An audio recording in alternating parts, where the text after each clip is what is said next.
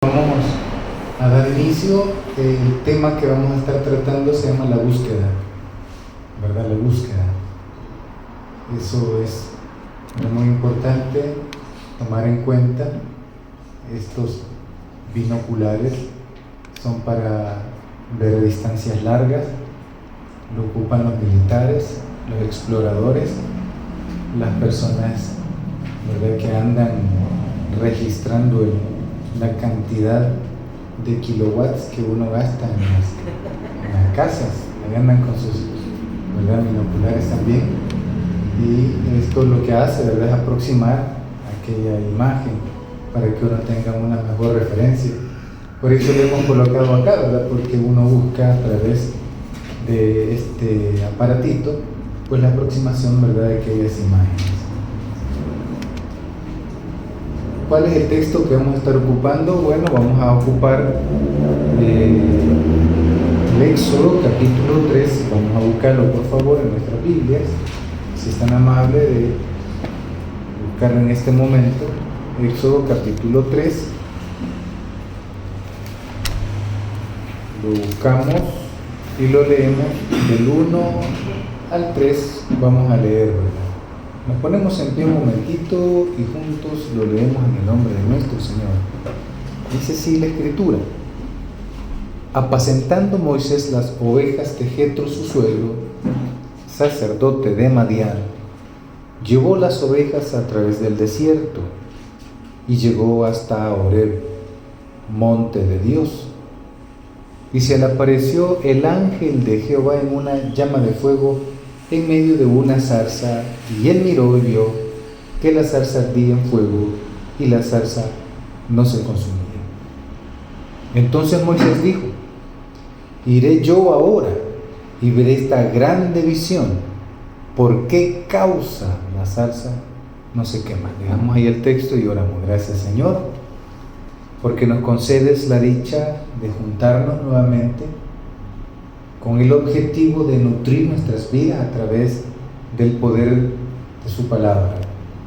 Que esa palabra, Señor, pueda salir libremente de nuestras mentes y corazones para poder, Señor, bendecirnos a todos. Guíanos, Espíritu de Dios, hazte sentir a través de la enseñanza que podamos, Señor, también alcanzar esa libertad, liberación a través de tu palabra. En tu nombre oramos, amén y amén. Puede sentarse, hermano y hermana. Este libro, el libro del Éxodo, ¿verdad?, no se escribió juntamente a la par de los hechos ocurridos que ahí se describen. Este libro se escribió posteriormente a todas aquellas, ¿verdad?, aquella tradición oral que había sostenido y mantenido en el tiempo aquellos relatos. Y qué importante es encontrar, ¿verdad?, dentro de esta narración, alguien, ¿verdad?, comenzó a contar de manera muy detallada aquellos elementos que se hicieron presentes en la vida de los vivos en aquel momento. Estamos hablando de cientos de años atrás, ¿verdad? Y que recordar eso, de cómo sucedieron las cosas tal cual, que había una tradición que le había transmitido de generación a través de generación, no fue, ¿verdad?, algo sencillo. Porque muchas veces hay datos que no se plasman tal cual ocurrieron. Y en ese sentido, ¿verdad?, este libro del Éxodo, que está procurando transmitir la salida. Éxodo significa la salida. ¿Y cuál salida? Sino aquella que logran los pueblos oprimidos allá en Egipto, que habían sido esclavizados, y que uno de esos pueblos fue Israel. Salen de Egipto y que buscan en ese sentido un lugar donde poder vivir. buscan la tierra prometida, buscan un lugar donde poder convivir con los niños, con las mujeres, con los jóvenes, con los hombres, adultos mayores. Hay entonces un objetivo, pero antes de llegar a ese objetivo que se habían trazado, que es llegar, ¿verdad?, a poblar la tierra prometida, era necesario, ¿verdad?, pasar por un proceso de transformación, de realización como una nación independiente con sus ideales particulares. Y todo eso conllevó a todo un proceso donde era muy probable que una generación, la generación de los que sostenían muchas cosas que tenían que ver con la tradición, iban a morir. Iban a morir en el desierto.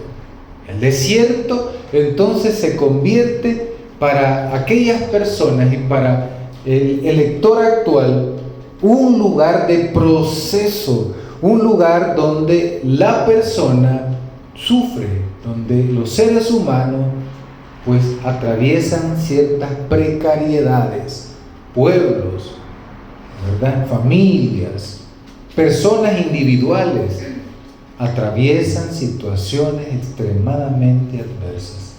La vida es un caminar también por el desierto, si podemos decirlo así, ¿verdad?, donde se ilumina el camino reconociendo la necesidad que hay de contar también con una familia.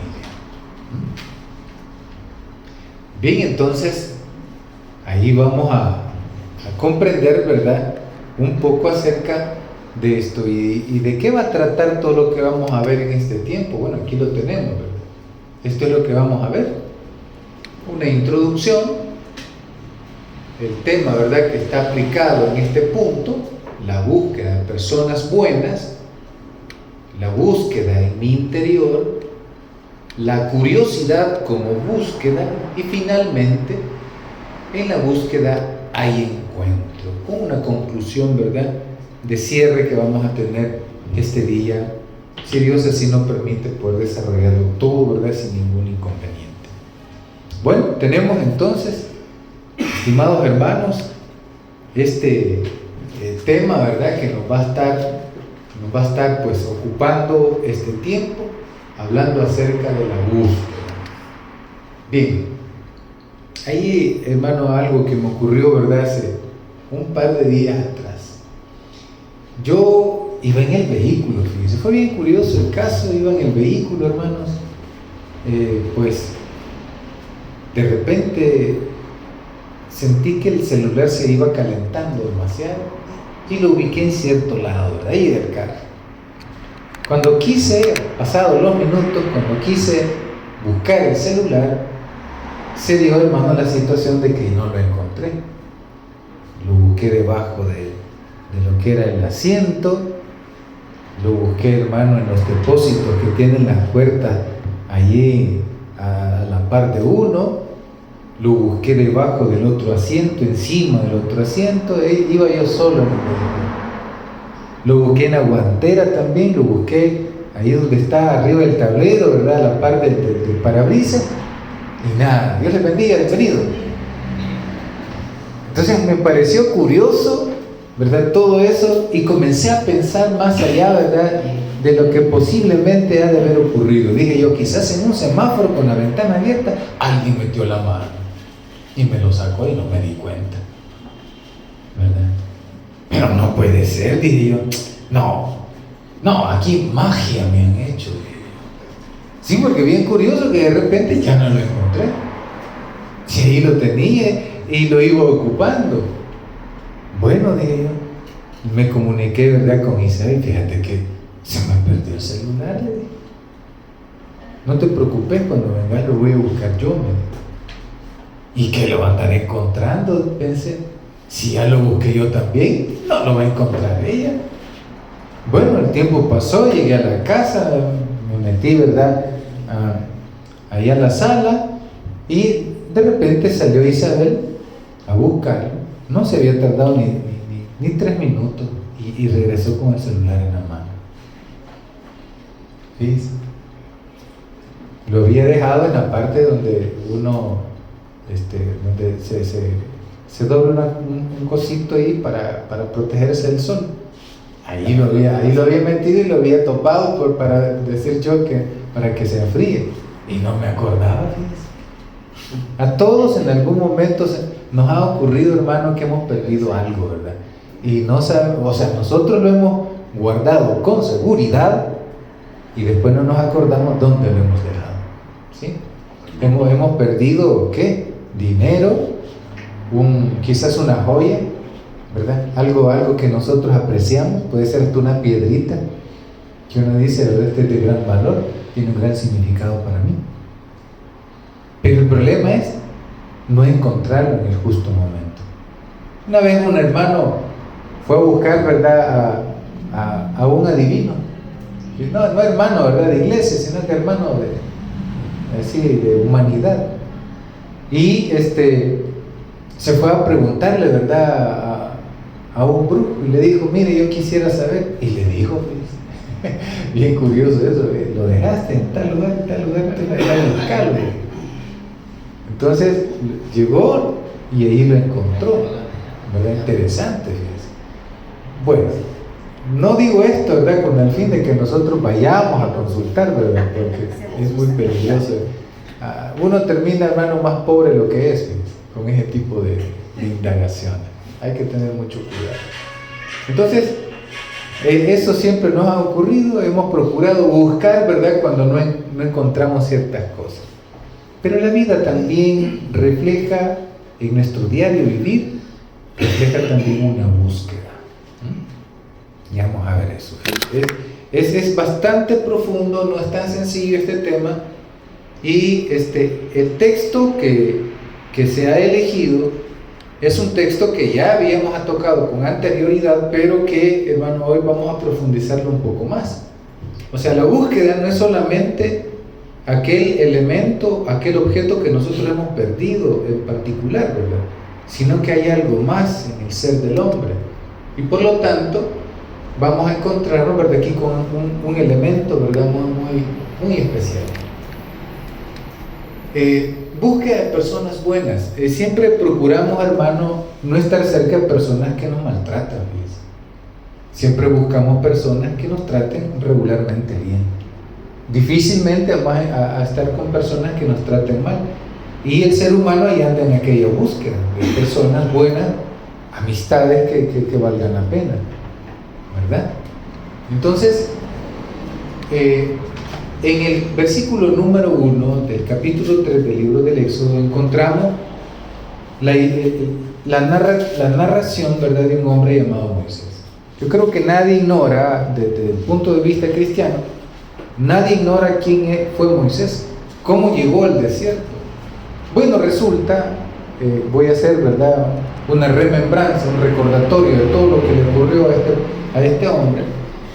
Bueno, había un faraón que había descubierto toda la trama, ¿verdad?, de algunos israelitas, y descubrió que se habían apropiado de espacios políticos muy importantes y que ellos tenían bastante poder, y les fue reduciendo el poder a tal grado que después llegó a esclavizarlos. Y para poder reducir la población, ¿verdad?, de estos personajes, los israelitas, deciden matar a los niños y dejar a las mujeres. Las mujeres podían, ¿verdad?, mezclarse con los egipcios, y así pues se podía omitir aquella influencia en cierta medida. Pero matando a los niños, pues se les quitaba cualquier idea de querer tener, ¿verdad?, más poder. Resulta que este niño, cuando nace, entonces estaba una ley que tenía que ver con el asesinato de los niños recién nacidos. Lo esconden y no pudieron tanto tiempo retenerlo escondido, así es que lo dejan ir en el agua a través de una canastita, ¿verdad?, que habían forrado muy bien para que no se hundiera en el agua. y así llegó a manos de una mujer que era parte de la élite política de Egipto.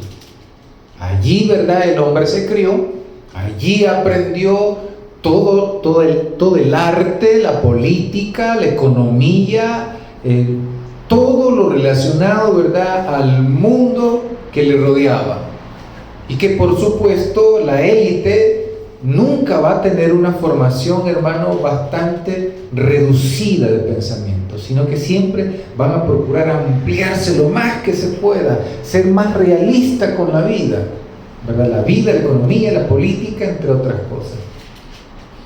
Entonces, este hombre llegó a considerar en un momento, porque fue llevado para amamantarlo por la mamá, la misma mamá, ¿verdad?, de hecho, y que pasó 5 años. En esos 5 años el niño desarrolló una apreciación, un afecto por su pueblo.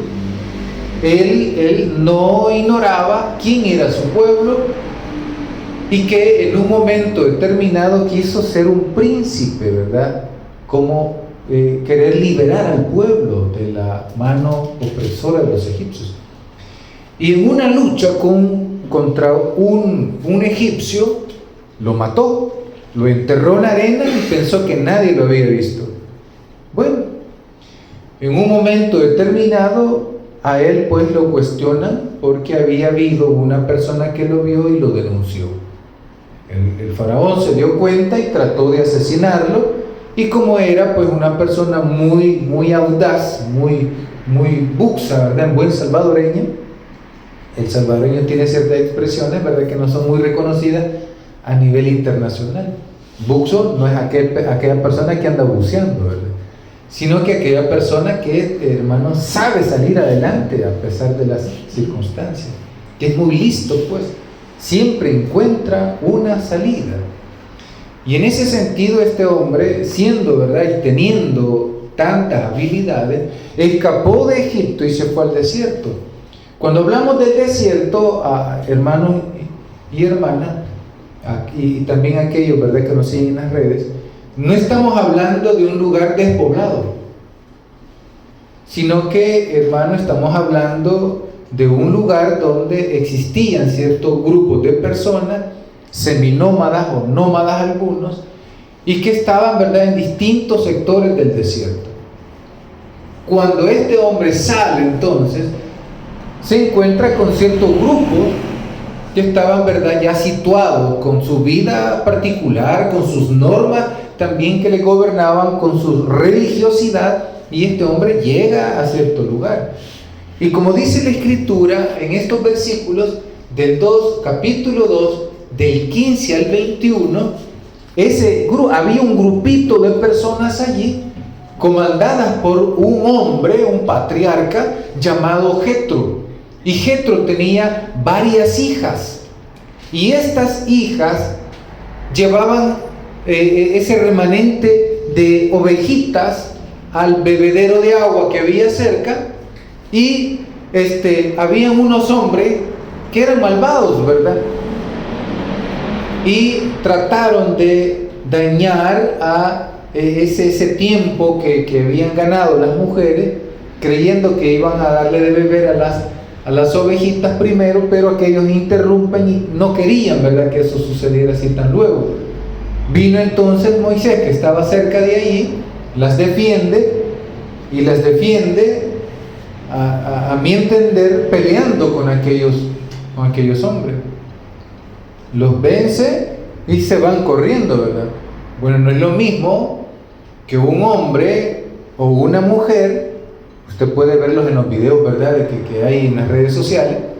No es lo mismo una persona que ha aprendido a pelear ciertas artes, ¿verdad?, de defensa, que una persona que nunca, ¿verdad?, ha sabido pelear, hermano, en la vida. Amén, iglesia. Amén. Pelear con una persona que sabe pelear de verdad es como que usted se ponga a pelear con un borracho. ¿Sí? Sí, usted lo va a vencer, hermano, hasta con los ojos cerrados. Ese es un hecho. Ajá. Si ni siquiera le ha pegado solo con el viento, hermano, ya lo bota usted, ya lo tira al suelo. Hay videos que salen, ¿verdad? Y es curioso eso, que salen dos borrachos peleando y nunca se tocan, pero se tiran al suelo los dos. Es increíble. Pero una persona que ha aprendido a pelear puede vencer a cualquier ser humano, hermano, que no puede, ¿verdad?, defenderse y nunca ha aprendido. Hay tantas artes marciales. Recuerdo cuando yo estaba en el bachillerato, hermano, había un compañero que le decíamos Cirilo, ya lo he contado, ¿verdad?, varias veces. Era más alto que yo, era bien morenito, colochito, ¿verdad? Y se acercó un joven, ¿verdad?, bajito, no, algo fornidito, pero no tanto, ¿verdad?, como para decir, gran peleador. No, ¿verdad? Y estaba cerca donde estaban las mochilas, donde las habíamos dejado nosotros ir por la cancha de básquetbol, esperando pues la educación física. En aquellos tiempos, ¿verdad?, recibíamos educación física, y había una maestra, ¿verdad?, que era bien coqueta con Cirilo, pero ahí estábamos, hermano, ¿verdad? Y estaba Cirilo y le dice al muchacho, al joven: hey, pollo, le dijo, apártate de ahí, no quiero que estés ahí, porque estaba cerca de los bolsones, las mochilas. Y le dijo: no quiero, le dijo. ¿Cómo así?, le dijo. Porque a los del primer año les dicen pollos o chontes, ¿verdad? Como un iniciado, uno que inicia, ¿verdad? Y uno lo ve de menos. Y la vida es bien así, ¿verdad? O sea, uno ve de menos al de primero, y cuando uno sale de estudiar y llega al trabajo, los del trabajo que ya tienen más años lo ven de menos. Y ahí se repite el ciclo. Bien raro eso, pero no debería ser así. Bueno, al final, ¿verdad? Cirilo, el compañero, ¿verdad?, de estudio, pues lo reta a la salida, creyendo, hermano, que lo iba a vencer. Pero le pegaron una penqueada, hermano, de esas que uno no se levanta para recibir otra, ¿verdad? Y bueno, los que estábamos ahí nos molestamos porque se dejó de uno de primero. Nosotros decíamos se dejó, así decíamos, se dejó, pero aquel hizo lo que pudo, honestamente, ¿verdad? Y no podía pelear, tiraba manadas como que era borracho, ¿verdad? Hacía al aire, hermano, y bien lento se veía peleando. En cambio el otro, hermano, con sus técnicas, ¿verdad?, solo esquivando, acercándose, y cuando ya estaba bien cerquita de él, se agachaba y le jalaba las dos piernas, hermano, para arriba, y caía de espalda, hermano, 2 veces lo botó así, y comenzaba, hermano, la masacre, ¿verdad? Y le subía encima, hermano, y pobre Cirilo no veía donde le salían tantos trompones. Al final pues terminó perdiendo, ¿verdad?, la pelea. Hasta los de la noche querían pegarle después, porque se había dejado de uno de primero. Pero el de primero tenía, hermano, ya su tiempo de haber estado en una escuela de artes marciales, ¿verdad?, para que usted sepa, ¿verdad? Para que usted sepa. Y ese tipo de arte, hermano, era tipo jiu-jitsu, ¿verdad? Que le enseñan a hacer llaves a uno, ¿verdad? Y someterlo. Pobre Cirilo, hermano, no se le esperaba, ¿verdad? Entonces encontramos a este hombre que los vence porque había aprendido, Moisés sabía pelear, para que sepa. Él conoció el arte de la guerra de los egipcios. Los egipcios, uno los puede ver, hermano, ahí, ¿verdad?, en las piedras, como ellos veían la realidad, pero ellos eran guerreros también. Ellos mataban, ellos también, hermano, defendían a su pueblo del extranjero, tenían un ejército, y en el ejército le enseñan a la gente a pelear. Entonces este hombre era un hombre calificado, ¿verdad?, para la defensa personal y también social. Entonces no era cualquier personaje. Este hombre sabía matemática. ¿Sabe usted que la mayoría de la matemática viene, hermano, de esos pueblos? De los árabes, de los egipcios. Si usted puede ver en el álgebra, aparece el rostro, ¿verdad?, de un árabe, un egipcio. Ahí usted, hermano, puede encontrar muchas referencias, ¿verdad?, de dónde proceden tanta ciencia, ¿verdad?, de estos personajes. Los que incurrieron también en investigar cómo era el cuerpo humano desde su interioridad, ¿verdad?, desde su interior. Ellos no le tenían miedo, ¿verdad?, abrirle el cuerpo. Por eso comenzaron a embalsamar y crearon las famosas momias, ¿verdad? Estos personajes eran cosas serias. Bueno, allí en el desierto particularmente, fíjese, se encontró Moisés con un hombre llamado Jetro. Jetro, cuando las mujeres llegaron a contarle todo aquello que había ocurrido, entonces Jetro vino y dijo: presenten a este personaje, tráiganlo aquí a la casa, porque uno tiene que tener cerca siempre a personas que le van a hacer de bendición, ¿sí? Uno tiene que procurar acercar a personas que van a ser de bendición y no de maldición, hermano. El problema es que muchas veces uno, hermano, elige mal a aquellas personas, ¿verdad?, que van a estar con uno. Entonces, esto es muy importante, ¿verdad?, porque ¿cómo se convirtió, ¿verdad?, este personaje llamado Jetro en suegro de Moisés? ¿Cómo llegaron a ser parentela o parientes en particular? ¿Sabe quién era Jetro? Jetro no era cualquier persona. Qué feo es que de repente, ¿verdad?, nosotros andemos por un pueblo, ¿verdad?, conocido, visitando alguna familia, y de repente venga alguien y le diga: mire, fulano de tal. Ajá, ¿qué pasó? Yo quiero que su hija se case con mi hijo. Y a ver, y eso, como así, pues, sin que usted le conozca, ¿sí? Amén. Y sale, ¿verdad?, el muchacho que se todo tatuado, con malandro, ¿verdad?, con su cigarro en la mano aquí, y de esos que dan risa, dice Arjona, una canción. Y está, ¿verdad?, y sí, me gusta esa morrita, dice.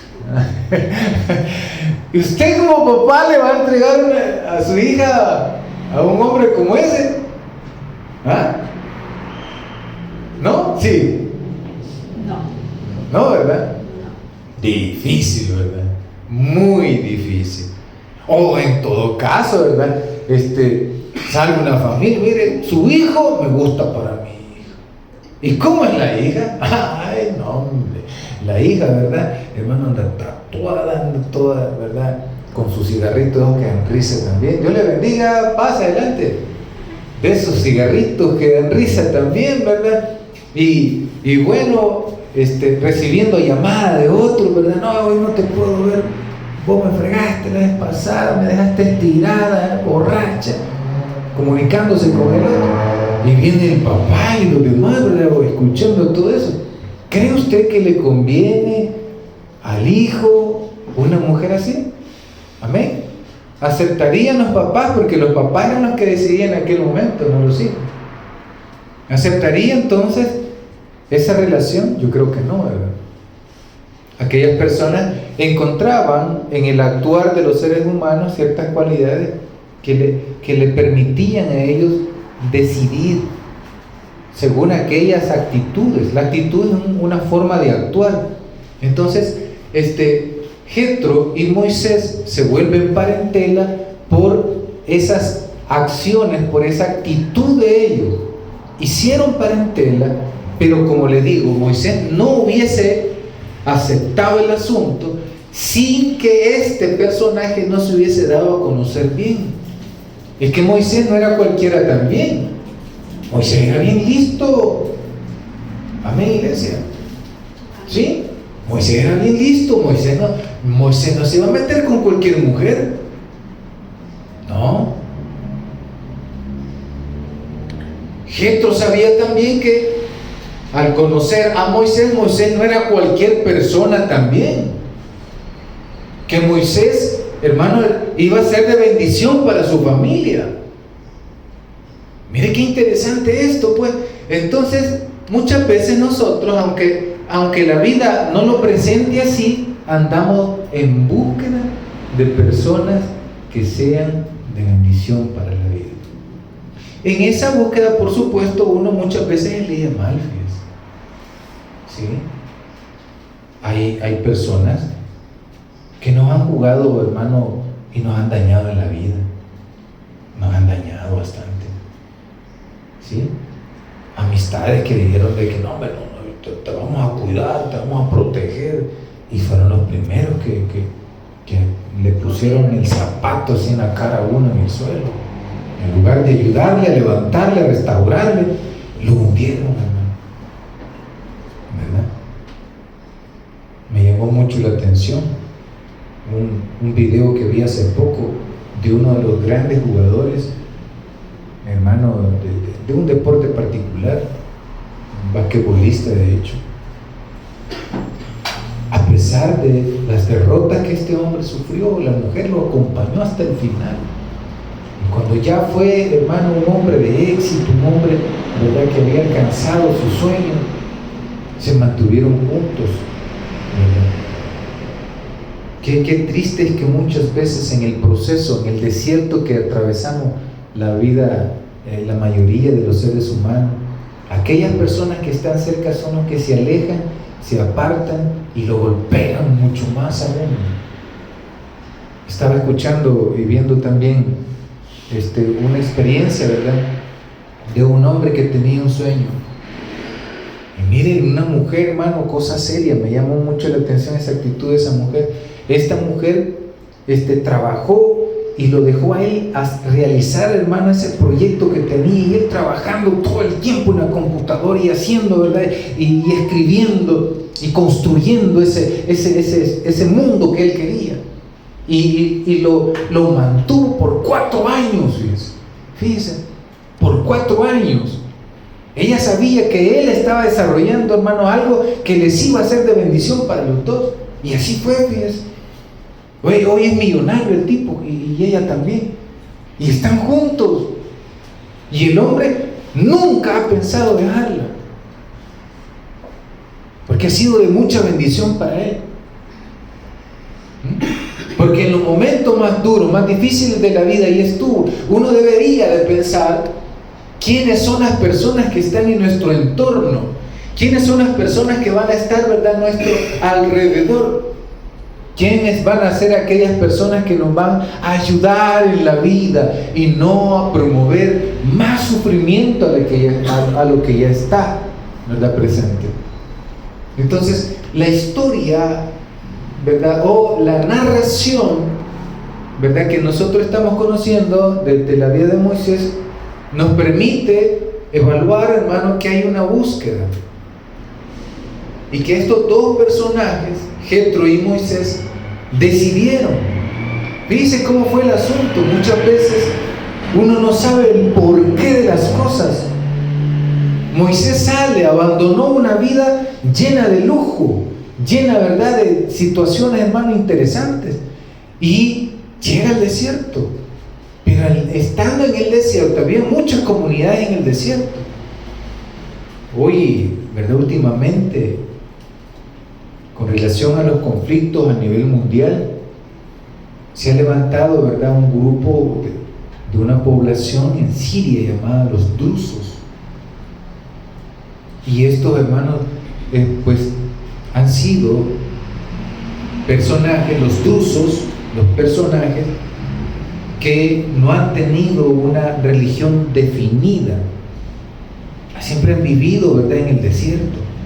Y se dice, según he investigado, que son familia de Jetro. ¿Viste? Son parientes de Jetro, estos drusos. Son grandes guerreros. No se dejan tan fácil que los amedrenten cualquiera.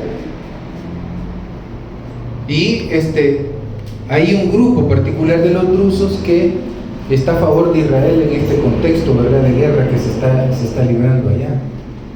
Hay mucho interés político también, ¿verdad? Y cuando ya se integra la política, ¿verdad?, con ciertos movimientos a nivel, hermano, político, afectan a aquellas culturas, le afectan muchísimo. Así que ahorita hay una guerra interna en Siria. Esos, hermano, problemas, ¿verdad?, en Medio Oriente son bastante recurrentes. pero las fuerzas externas también están ayudando ahí, ¿verdad?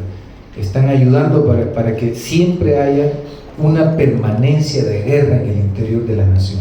Lastimosamente, hay quienes viven de la guerra, hay pueblos que se alimentan de la guerra. La guerra es para ellos, hermanos, su fin en sí. Entre ellos pues, está el Estado de Israel. Bueno, entonces, ¿hay una búsqueda? Sí, hay una búsqueda. Ahí vamos a estar, ¿verdad?, meditando sobre esto en la vida. En el trabajo, en los estudios, ahí en la casa, hay siempre una búsqueda. Hay una búsqueda. Bien, eso lo dice, ¿verdad?, el versículo número 1. Lo leemos, por favor. Capítulo 3, versículo 1. Apacentando Moisés las ovejas de Jetro su suegro. Miren qué interesante. ¿Quién era este personaje? Pero le digo yo de que Moisés, ¿verdad?, no desestimó ser pariente de Jetro, porque este hombre tenía mucho conocimiento. El sacerdote de aquel momento, el religioso, ¿verdad?, que se dedicaba a la parte religiosa propiamente dicha, era un personaje muy letrado, fíjense.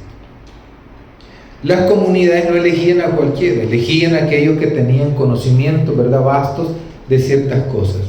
Y este llegó a ser sacerdote de Madián. O sea, era un personaje influyente. Jetro no era cualquier persona. Esa figura de Dios, ¿verdad?, que retoma Moisés, tiene mucho que ver con lo que Jetro le ha de haber enseñado.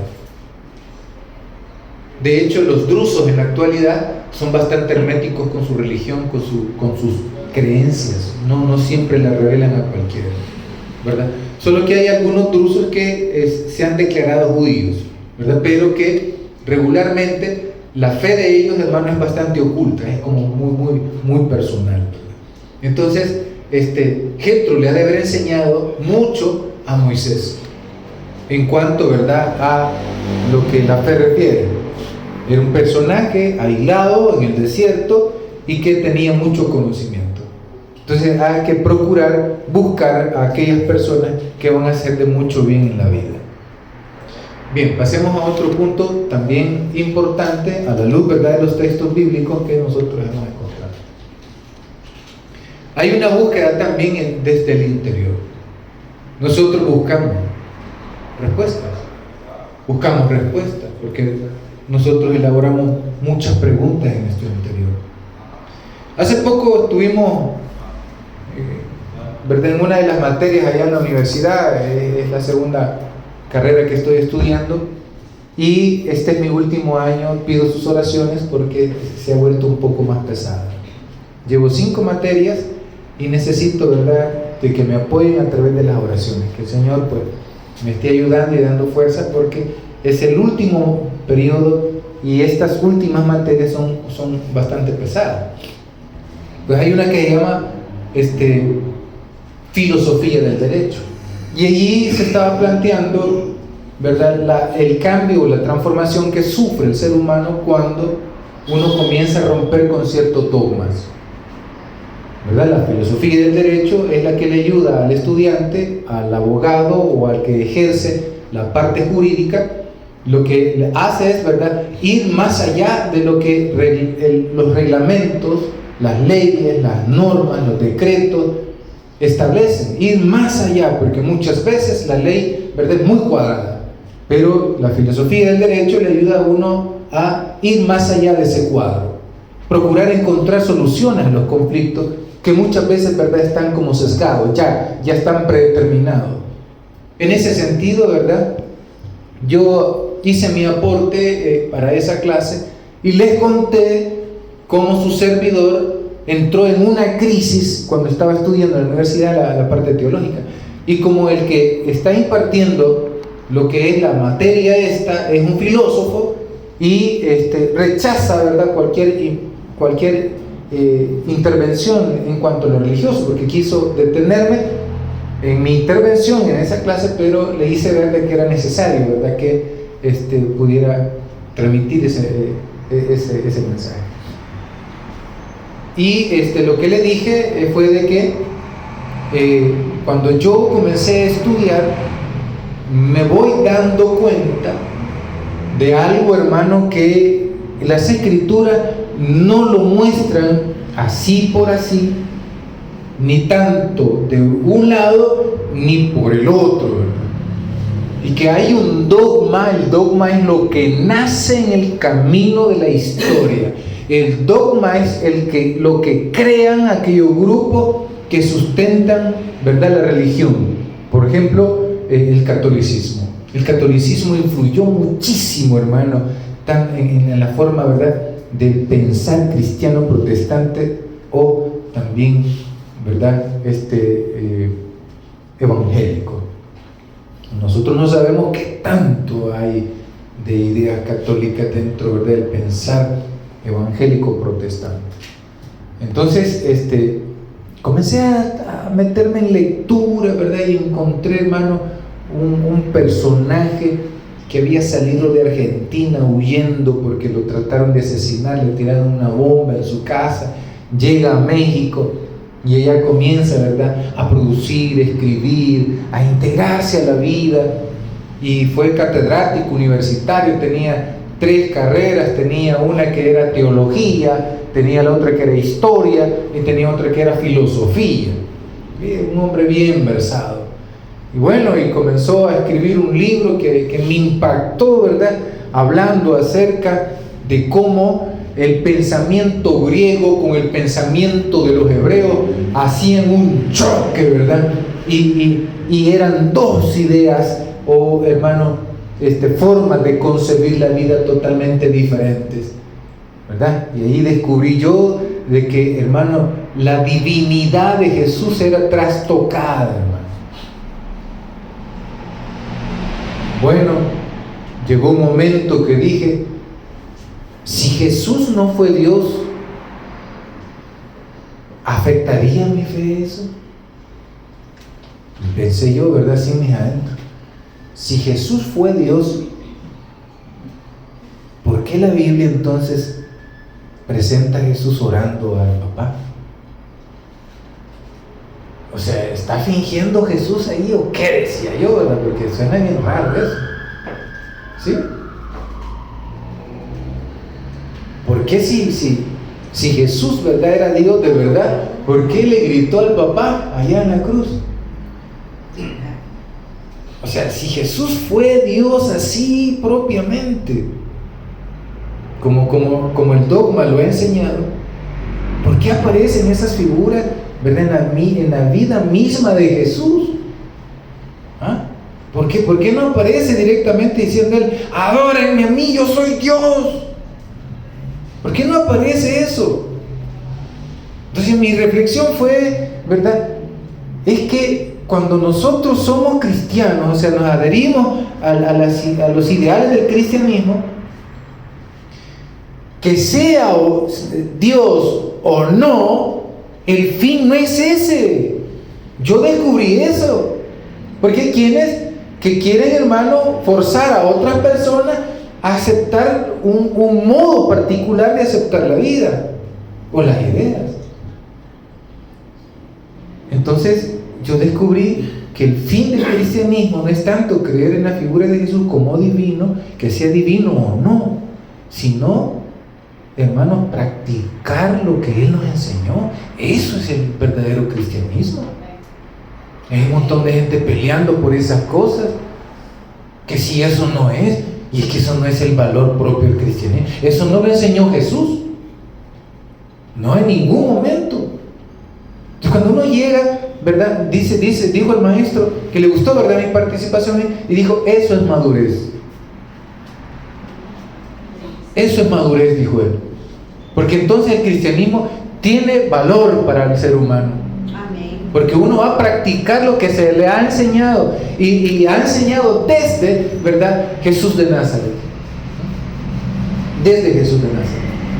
Entonces, esa búsqueda en mi interior tiene mucho que ver con el ejemplo que yo le acabo de estar hablando.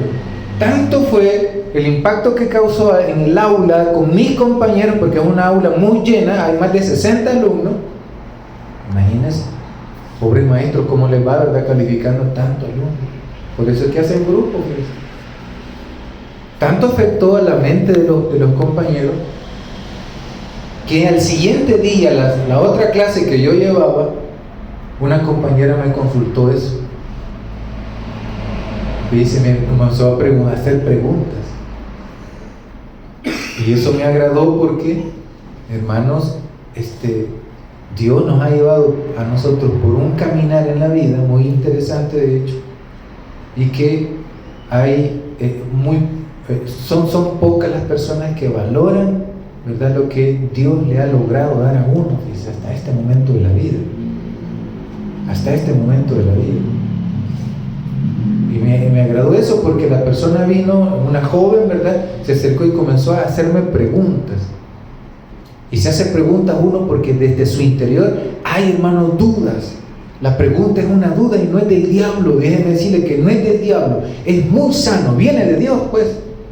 ¿Y a quién hizo Dios? Pues no al hombre, ¿sí? Así que cuando usted tenga una duda en su corazón en cuanto a la fe, en cuanto a lo religioso, ¿verdad?, acérquese a personas que de verdad lo van a orientar. Acérquese a personas que de verdad lo van a orientar. Entonces, mire qué interesante, el versículo 2, ¿qué nos dice? Este es un microscopio, ¿verdad?, donde uno coloca aquí, podemos decir, un examen de sangre y están evaluando el interior, ¿verdad?, de la sangre. ¿Qué le está pasando? ¿Por qué usted anda tan débil, ¿verdad? Ay, es que yo nomás me subo al bus y me duermo, dice uno. No sé qué me pasa. Quizás son los años que ya tengo encima, los 80, dice uno. ¿Verdad? Pero mire qué interesante, porque muchas veces uno puede estar enfermo. No necesariamente que sean los años, sino que puede estar enfermo. Entonces, uno ve el interior también. Y cuán importante es esto, ¿verdad?, desde la experiencia de Moisés. Mire lo que dice el versículo 2. Y se le apareció el ángel de Jehová en una llama de fuego en medio de una zarza. Y él miró y vio que la zarza ardía en fuego y la zarza no se consumía. Bueno, aquí vamos a ver algo muy interesante. Porque este versículo, hermano, nos va a mostrar algo que yo he tratado, ¿verdad?, de analizar. En primer lugar, hay una aparición. Esa aparición, hermano, es un ángel de Dios. Pero el ángel de Dios no se ve, ¿sí? El ángel de Dios no se está viendo, se está escuchando. ¿Qué es lo que está viendo entonces Moisés? Es una teofanía. Dentro del ámbito teológico, teofanía es una revelación de Dios. Pero no es que Dios se le va a revelar a uno o un personaje en particular, sino que se va a mostrar a través, ¿verdad?, puede ser un sueño, ¿sí? Puede ser, oiga bien, una idea, ¿sí? O varias ideas. Puede ser que Dios se le revele a través de una criaturita, un niño, una niña. Puede ser que Dios se le revele a uno a través de una enseñanza en particular. ¿Sí? Amén. Amén. Entonces no podemos nosotros decir que hay solo una forma, ¿verdad?, de cómo Dios se manifiesta en la vida de los seres humanos. No, hay varias. Esa es revelación. Palabra de Dios que enciende la llama del corazón. O sea, cuando nosotros, hermanos, estamos indagando o rumiando, como dicen algunos, rumiar es la acción que hace el buey o la vaca, mascando, ¿verdad?, el pasto, que se lo traga y lo regresa de nuevo a la boca y lo sigue masticando, ¿verdad? Entonces, así hay ideas que uno, ¿verdad?, tiene en su mente, en su corazón, que lo guarda por un momento, convive con el que debe de convivir y después vuelve, ¿verdad?, a recordar y vuelve a reflexionar, vuelve, hermano, a preguntarse, ¿y esto cómo es? Y esto, ¿verdad?, como dijo fulano de tal, como dijo fulana de tal, ¿cómo podría darle una respuesta yo? No tengo idea, pero voy a investigar. Entonces, ahí está ya, hermano, la inquietud. Ahí está la inquietud. Mire qué bonito es, porque en la Escritura encontramos bastante reflexión profunda, hermanos. La Escritura no es un mensaje, ¿verdad?, de leerlo y dejarlo pasar así rápido. No, es de meditarlo a profundidad. ¿Ah? Mire, hay algo más allá. ¿Qué es? Porque Moisés estaba meditando. Meditando. Y hay una llama que surge en esa meditación que lo deja inquieto a esta persona. ¿Qué es eso?, dijo él. ¿Ah? Dice, hay una enseñanza particular que muestra un camino distinto a lo que ya existe. ¿Pueden haber otros caminos diferentes? ¿Ah? Mire qué bonito. Moisés pensando en eso, pensando en todo su mundo, todo lo que había aprendido allá en Egipto, pensando en lo que había hablado también con aquel sacerdote de Madián, que lo había hecho reflexionar también, porque usted, aunque usted no lo crea, hay mucha gente que no quizás ha recibido una formación académica particular, sistemática, en una universidad o en un colegio de teología, que allá viven en una montaña o viven, hermano, en otro lugar lejano a lo que es la población general, en las ciudades, y usted, hermano, queda anonadado por las grandezas de palabras que surgen de estas personas y lo dejan pensando un montón a uno. Amén. Y lo dejan pensando un montón. Es muy posible que este Jetro, ¿verdad?, le haya revelado muchas cosas y lo haya dejado inquieto a este Moisés, porque Moisés la creía pues también, y era de la élite de Egipto. Miren qué interesante, pues. Se debe haber preguntado, y aquel ya tenía su mundo hecho. Yo quiero hacerle un llamado a todos aquellos que nos van a ver, ¿verdad?, o escuchar a través de las redes sociales. Aquellos que han nacido dentro de un círculo religioso, pensando que es la totalidad de las cosas, y que llevan un vacío enorme en su interior y que no lo pueden llenar porque no han encontrado lo que buscan en realidad. Amén. Por eso es que salen vacíos juntamente como entraron a esos lugares. Nunca se llenan. Fíjense. Y eso no significa de que no pueden encontrar esa llenura, que existen otros caminos, que Dios le ha permitido en esta hora escuchar esta enseñanza para encontrarnos verdaderamente con el Rey de Reyes y Señor de Señores. Amén. ¿Sí? Que Dios nos ha permitido a nosotros tener esta oportunidad. Entonces son ustedes los únicos. No, disculpe, pero no. Yo no soy Dios para decidir, ¿verdad?, dónde Dios va a depositar su espíritu y va a enseñar, ¿verdad?, de esta manera. No, yo no puedo encadenar a Dios. No le puedo poner una cadena a Dios como lo han hecho y lo han asumido, ¿verdad?, un montón de religiones, de hermanos, aquellas religiones que se han apropiado, ¿verdad?, la figura de Dios. Que no se puede encontrar Dios fuera de la iglesia. ¿Cómo es eso? Dios está más allá del límite que el hombre traza a nivel, hermano, estructural, religioso. Dios no puede ser enjaulado, Dios no puede ser encadenado, Dios puede ser encontrado en cualquier lugar, siempre y cuando esté el hombre listo para eso. Amén. Entonces, hay una enseñanza particular que muestra un camino distinto. ¿Cuál es? Y Moisés estaba en eso, ¿verdad?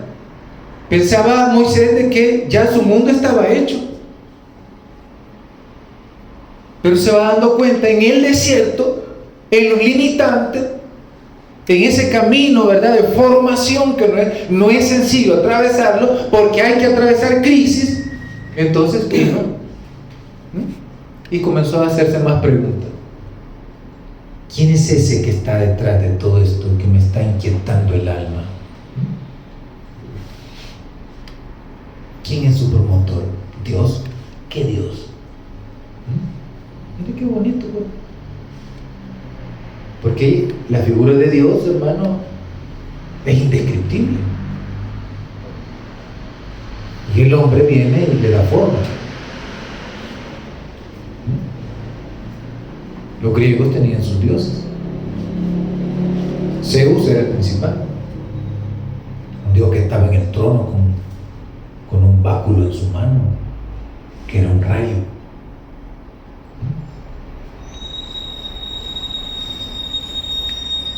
¿Por qué no se apaga ese sentir que llama a acercarme cada vez más? ¿Qué es lo que sentía Moisés? Sentía una llama en su interior y no se quemaba. Entonces, ¿de dónde viene? De mi interior. ¿Sí? Hay que prestarle mucha atención porque hay una búsqueda. Amén. Hay una búsqueda. Y se va a reflejar en todas las cosas que nosotros tenemos en la vida. Ahí andamos en la búsqueda de un buen trabajo. Andamos en la búsqueda de tener una persona que nos acompañe hasta los últimos días de la vida. Ahí andamos en la búsqueda, ¿verdad? De tener algo, un carro, un buen celular. Y eso va más allá de esas limitantes, de ese tipo de búsquedas. Es que hay algo más. Hay algo más en nuestro interior, en nuestro corazón. Y es que andamos en búsqueda de llenar ese vacío infinito que solamente el camino de Dios lo puede suplir. Amén. Solo el camino de Dios. Dice el versículo 2, lo vamos a leer nuevamente. Y se apareció el ángel de Jehová en una llama de fuego en medio de una zarza. Y él miró y vio que la zarza ardía en fuego y la zarza no se consumía. Bien. La curiosidad como búsqueda. Hay animalitos que cuando ven algo extraño pues se ponen bien curiosos y están viendo. Los animalitos hacen eso. Por eso puse esta miradita así de curiosidad. Mire, la curiosidad tiene que hacernos, hermano, buscar de verdad. Amén. La curiosidad debe hacernos buscar de verdad, de movernos.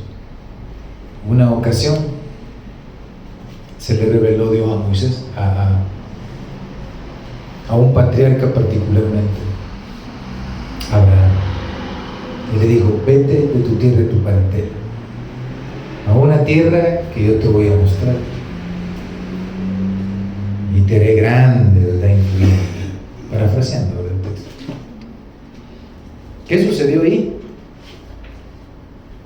Hubo una teofanía también, una revelación, pero que esa revelación no se iba a concretar sin que la persona hiciese algo.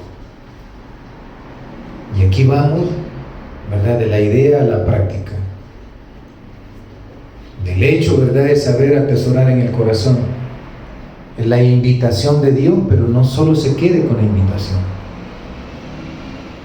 Cuando nosotros, hermanos, recibimos una invitación bien bonita, ¿verdad?, bien decoradas, con colores y hasta olores le ponen algunos. Le invito al cumpleaños de mi niño, le dice. Y ahí está el detalle, ¿verdad?, a la hora, el día y el regalo que usted puede llevar. Puede ser regalo de sobre, así dicen, ¿verdad?, o regalito particular. Es la invitación. Quizás un día antes usted dijo: a mí nadie me invita a nada, y de repente llega esa invitación, ¿verdad? Si usted recibe la invitación y no hace nada, entonces no va a pasar nada. Dios nos hace una invitación a todo mundo a pertenecer, ¿verdad?, a su transformación del mundo. Nos hace esa invitación porque la crisis que vivía el pueblo de Israel en aquel momento, como Gaza o como Palestina en estos tiempos, que están pasando una situación muy precaria, muy difícil, y que en aquel tiempo bíblico, por supuesto, Israel estaba sufriendo algo parecido allá en Egipto, muy cerca donde están pasando todas estas cosas. Esa ha sido una zona, hermano, bastante conflictiva. Pero lo que le quiero decir con todo esto es el hecho, ¿verdad?, de que hay una acción. Y el cristianismo, déjeme decirle, que también tiene mucho que ver con nuestra actitud de cara a la vida. La actitud. Iré a ver, dice. Voy a ver qué está pasando. Eso significa, hermano, un hacer. La palabra de Dios no es simplemente el entretenimiento, ¿verdad?, de un mensaje que va a agradar al alma o al corazón del hombre o la mujer. El cristianismo también es compromiso con la vida. Es compromiso con mis semejantes, con mis padres, con la mamá, con los hermanos, con las hermanas, con todos. El cristianismo es compromiso con la vida. Compromiso con la naturaleza, compromiso con los animales, compromiso, ¿verdad?, con el suelo mismo, compromiso con la vida toda. Entonces viene y presenta el texto que hay una forma, ¿verdad?, curiosa. Hay una curiosidad, la curiosidad, lo que me mueve a mí. ¿Cómo lo vamos a plantear acá? Éxodo 3:3, ¿verdad? Dar el primer paso para el encuentro en la búsqueda de lo mejor que a una persona le puede ocurrir. Dar el primer paso. Amén, iglesia. Amén. Pero, ¿qué buscamos en sí? Esta es la profundidad de este mensaje. ¿Qué buscamos de por sí? Como le hacía referencia, ¿verdad?, hace unos minutos, ¿verdad?, en este mensaje. Un camino para una vida mejor, ¿no es verdad? Eso es lo que buscamos todos. ¿Sí? Eso es lo que buscamos todos, un camino para una vida más tranquila, pues. ¿Sí? Ese camino está en lo que Dios le ha revelado al ser humano. Durante toda la historia del ser humano, Dios ha dejado su huella. Por eso está el Antiguo Testamento. Por eso está, hermano, una materia que a mí me dieron en la universidad cuando estaba estudiando la licenciatura en teología, se llama la fenomenología de la religión. Cómo lo divino se ha manifestado en todo tiempo en la historia, no solo con Israel, no solo con Abraham, sino también con los pueblos, aquellos pueblos, los mayas, los náhuatl, ¿verdad? Aquellos pueblos mucho más antiguos todavía que han poblado la tierra, allá en África, en el Congo, en todo lugar, en cada rincón donde estaba un hombre, un ser humano, una vida, allí también Dios se manifestó. Esa manifestación fue interpretada por el ser humano de manera tal que cada quien, ¿verdad?, eligió una fe particular. Pero la manifestación estuvo allí. Dios estuvo allí. La interpretación ha sido el asunto, ¿verdad?, diferente. Amén, iglesia. Amén. La interpretación ha sido la diferencia, pero Dios estuvo allí. Pablo lo dice en Romanos. Amén. Que Dios se manifestó, dijo, en la naturaleza. Y que todos vamos a dar cuenta de ello. Ahora es bien interesante. Entonces, durante la historia del ser humano, Dios ha dejado su huella. No es otra cosa que busca el ser humano que su felicidad, su bienestar, ¿no? El problema es dónde lo encuentra. En esa búsqueda del hombre para buscar un bienestar, ¿verdad?, se encuentra, hermano, con bastantes cosas difíciles y peores quizás de su momento, ¿verdad?, que está viviendo. Aquellos que buscaron una vida dentro del crimen organizado hoy están pagando los precios, un precio bastante alto en los penales, en las cárceles. Por supuesto, no todos ellos, no son todos. Hay mucha gente, hermano, que está pagando que no es penal, es algo que nunca ha cometido, ¿verdad? Y todo por una figura legal que se llama régimen de excepción. Régimen de excepción. ¿Qué significa eso? Que se omiten varios derechos humanos de toda la población.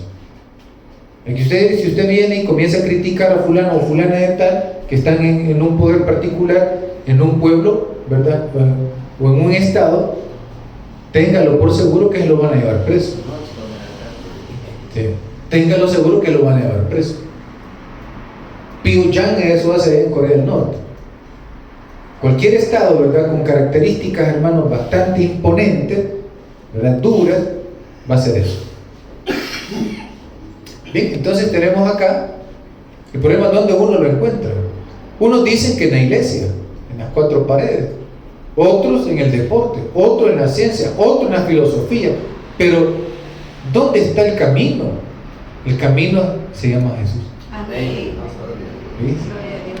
Sus enseñanzas, sus dichos y hechos. Seguirlo es lo mejor que le ha pasado al ser humano. Amén. ¿Ves? Seguirlo. O sea, esta enseñanza debe motivar una búsqueda. Cuando estamos estudiando el seminario, se acordará Enrique de ello. Había un librito que nos enseñaron que se llama Evidencias que exigen un veredicto. ¿Sabía usted que ese escritor era ateo?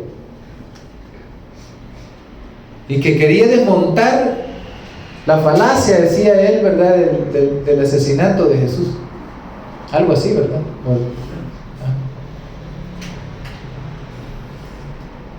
Y descubrió, a través de la búsqueda, que el asunto no era como él pensaba. Y se convirtió al cristianismo. Convertirse al cristianismo no es volverse, hermano, un devoto ciego. Convertirse al cristianismo es establecer, ¿verdad?, los pies en la tierra para tratar de transformar este mundo en el que vivimos.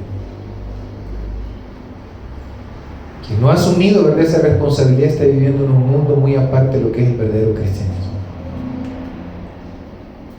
El cristianismo, hermano, debería estar transformando el mundo y no lo está haciendo. Nos complacemos nosotros en aquella búsqueda interna del corazón.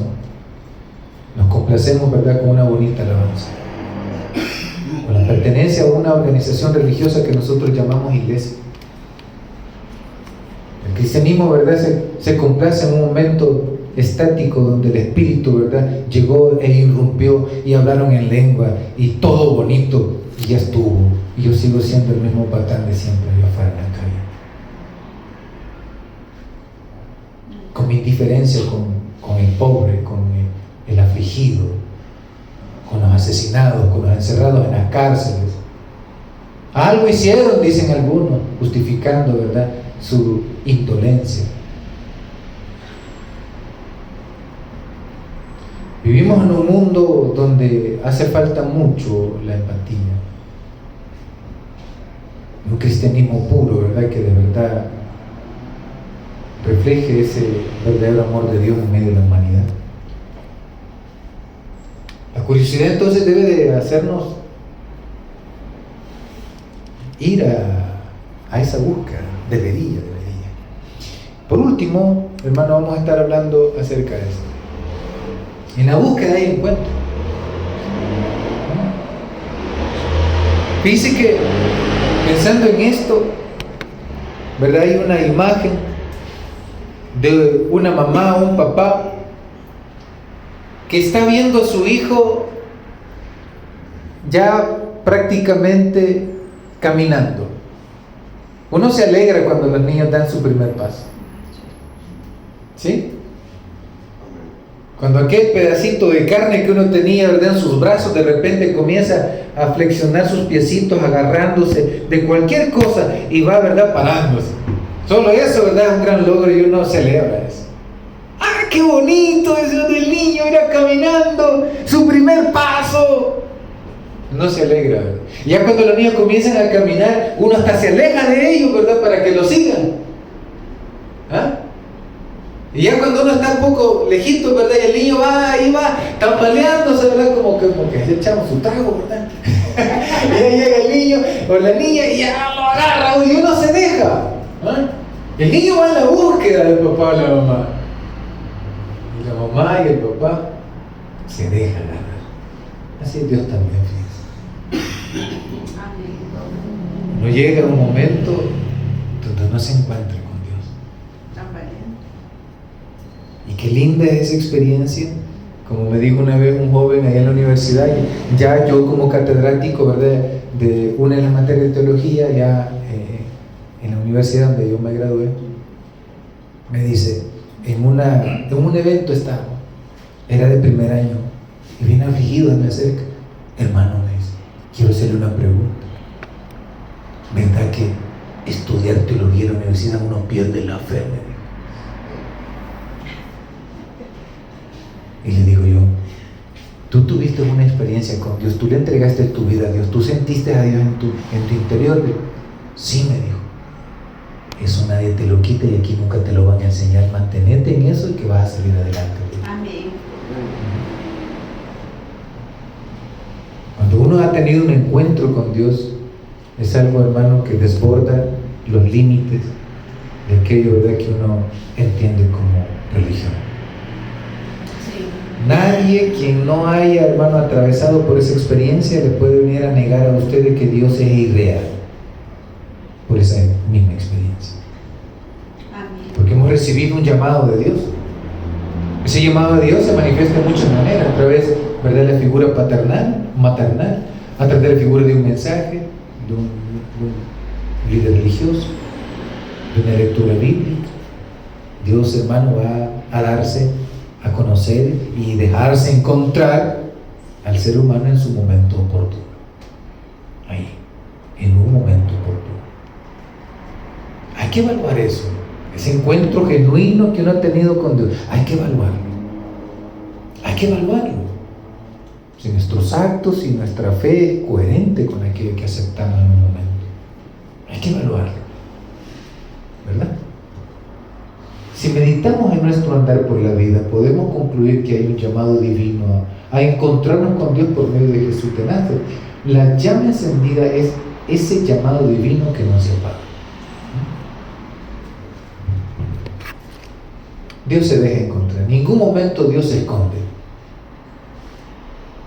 Cuando uno está pequeño, ¿verdad? Bueno, aquí en El Salvador había un juego que llamaba escondelero, ¿verdad?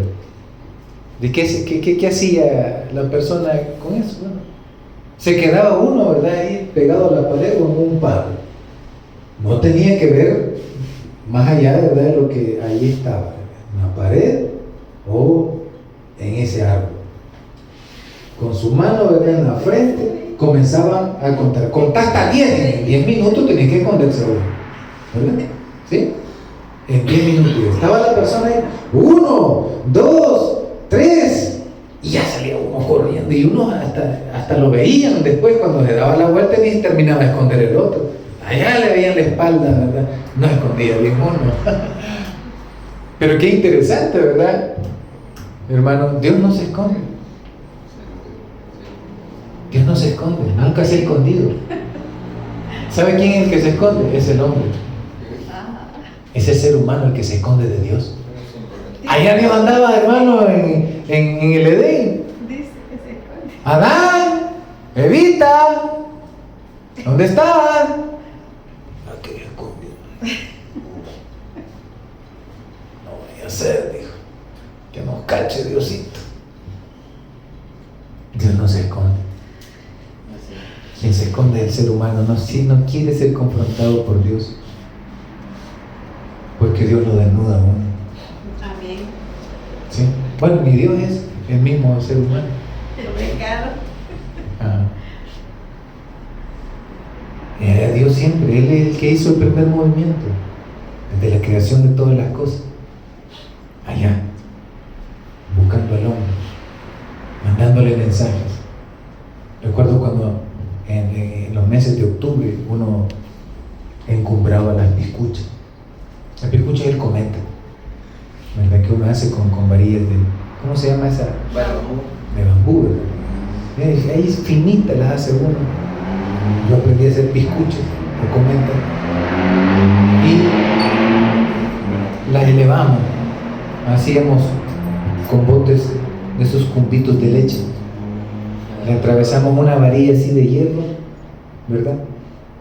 O ese silla de madera, hacían unas tómbolas, y a uno, hermano, encumbraba la piscuchita, ¿verdad? Se subía a los techos, era fácil porque medio octubre eran, ¿verdad?, los vientos. Bueno, eso era antes, ¿no? Hoy un chaparrón de agua le puede caer, hermano, y ahí adiós piscucha. Un tornado, hasta usted puede ir ayer, hermano, no se baja luego, no, pero es peligroso. Y recuerdo, hermano, que uno le ponía telegramas, le decían, al hilo, y ahí se iba yendo el telegrama para allá, cerca de la piscucha. Pues Dios así estaba con nosotros, mandándonos telegramas, mandándonos mensajes. Y es que Dios nunca va a estar fuera de tiempo. Siempre nos está llamando allí en nuestro interior, no lejos, aquí en nuestro interior. El ser humano no responde al llamado. Hay un llamado divino. Allá se iba acercando Moisés y Dios lo vio. Ya lo había visto desde mucho antes, pero esa curiosidad ya es acercarse directamente, ¿verdad?, a esa revelación divina. Ya comienza a hablar con él. Mire qué interesante, porque Dios espera tener una relación cordial con uno. Dios espera eso. Nunca dé por terminada esa búsqueda, porque siempre nos vamos a encontrar con Dios. Siempre, todo el tiempo vamos a estar encontrándonos con Dios. Hay personas que piensan de que ya todo está acabado, de que ya no pueden salir adelante, de que ese problema, ¿verdad?, que le está agobiando, que ha ido a la iglesia, que nada ha funcionado, que le ha pedido a Dios por A o B motivo, y nunca ha descubierto en realidad cuál es el fin mismo de ese llamamiento de Dios a la vida. Es importantísimo entonces que nosotros le preguntemos a ese ser que ya rato solió buscarnos, ¿qué quiere de nosotros? Porque muchas veces nosotros nos acercamos en el preguntar: Señor, yo quiero esto. ¿Qué quiero yo con Dios? Esa es la pregunta que gobierna, y no qué es lo que Dios quiere para conmigo. Dios tenía un trabajo que hacer, ¿verdad?, que dejarle a Moisés. Por eso dice aquí: por tanto no hay un encuentro entre dos seres, nos reconoce, nos llama por nuestro nombre y nos confía su mensaje. Esta confianza en el mensaje es muy importante que lo valoremos también. Y por último, para concluir, el tema de la búsqueda es muy amplio. No tenemos tanto tiempo, ¿verdad?, para poder escudriñar más eso. Pero buscamos personas buenas que estén en nuestro entorno. Esto es como parte introductoria, ¿verdad?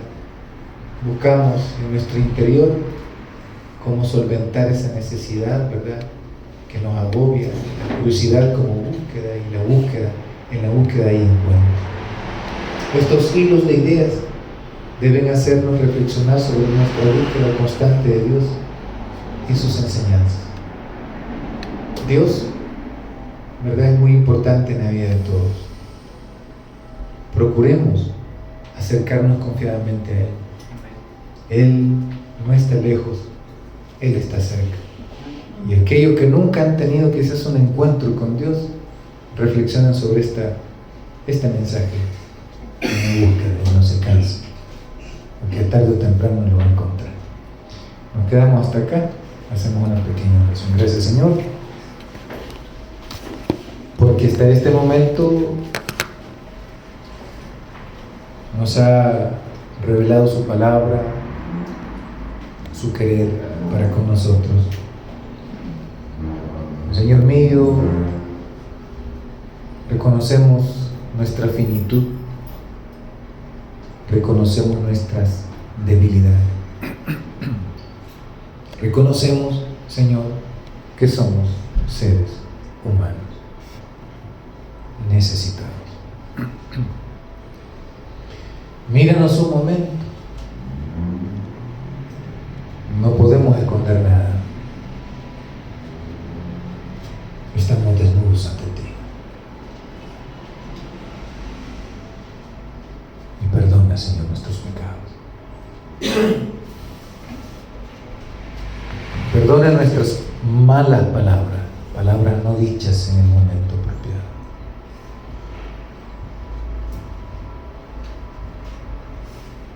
Perdónanos por las cosas que no hemos hecho y estamos obligados a hacer.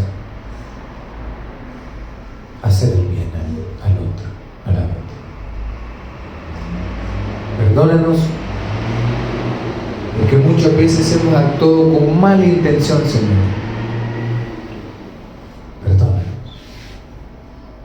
Perdónanos por omitir tantas cosas que debemos de hacer en este mundo. Y permítanos, por favor, atender a tu llamado al compromiso a la vida. Déjanos, mi Señor, conocerte mejor. Que tu palabra siga iluminando nuestros caminos.